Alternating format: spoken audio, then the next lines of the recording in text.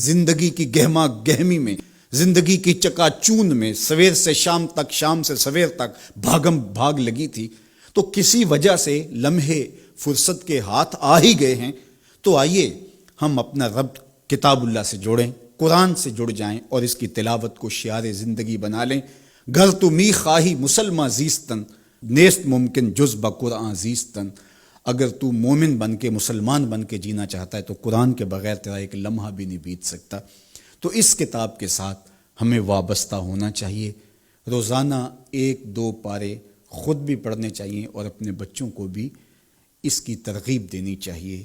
روزانہ ہماری صبح کا آغاز تلاوت کلام مجید سے ہو تو زندگی کتنی خوشگوار، پر نور، تاباں اور منور ہوگی۔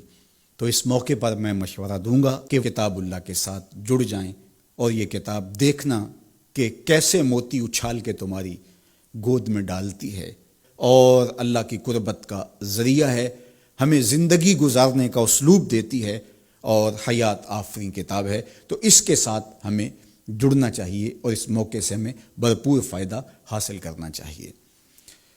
ایک بات میں یہ بھی عرض کرنا چاہوں گا کہ اس موقع پر خاص طور پہ ہمیں تھوڑا سا اپنا محاسبہ کرنے کے لیے بھی وقت مل گیا ہے۔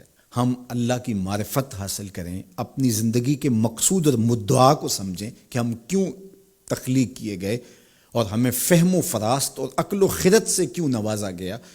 تو وہ مقصد اگر ہم نے نہیں پایا تو اس موقع پہ ہمیں اپنا محاسبہ کر کے غور کرنا ہوگا اور اپنی زندگی کی راہوں کو درست کرنا ہوگا۔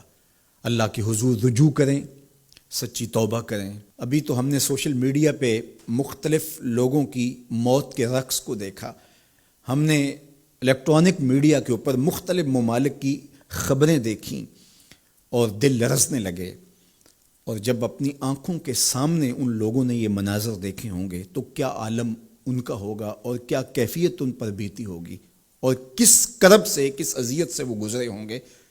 اور ہزاروں انسانوں میں سے کوئی ایک شخص آغوش موت میں اترا اور اس کی سسکیاں اور آخری لمحے اس کی تڑپ اور اس کی بے چینیاں اور اس کے خاندان کی محرومیاں اور ان کی آنکھوں سے برستے ہوئے آنسو دل لرزا دیتے ہیں۔ اور پھر آج کل تو نہ جنازے میں شامل ہو سکیں، نہ غسل اور نہ کفن نصیب ہو سکے، اور کس محرومی کا اس دنیا سے رخصت ہونا، تو انسان لرز کے رہ جاتا ہے۔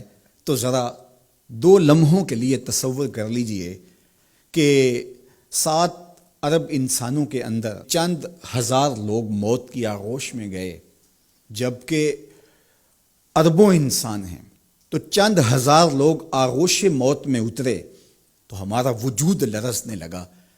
تو وہ لمحہ کتنا دردناک ہوگا جب یہ زمین بھی لپیٹی جا رہی ہوگی، جب آسمان بھی لپیٹا جا رہا ہوگا اور ہر ذی روح اس دنیا سے رخصت ہو رہا ہوگا، اور خوف قیامت اور قیامت کا وہ زلزلہ، وہ جھٹکا، اپنے اطراف میں دائیں بائیں آگے پیچھے لاشیں گرتی نظر آئیں گی، اور پھر جسموں کے پرزے اڑتے ہوئے دکھائی دیں گے۔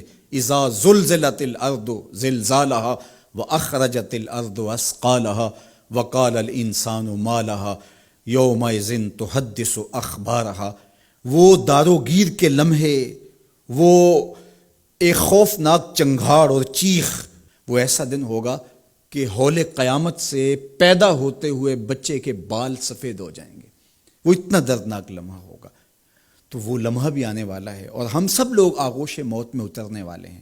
اگر اس وبا سے میں اور آپ بچ کے نکل بھی جاتے ہیں تو کیا موت سے ہم بچ پائیں گے؟ تو یہ ہمارے لیے ایک جھنجھوڑنے کا لمحہ ہے، ہمیں تنبیہ کی جا رہی ہے، یہ تازیانہ عبرت ہے ہمارے لیے، اور ہم اپنی آخرت کی بہتری کے لیے کوشش کر لیں اور دیکھیں کہ یہ لمحات زندگی کے اور یہ گھڑیاں جو آج ہمیں میسر ہیں، ایک وقت آئے گا یہ بھی میسر نہیں ہوں گی، اور اگر آج ہم نے عبرت حاصل نہ کی تو پھر سوائے ہاتھ ملنے کے کچھ نہیں ہوگا۔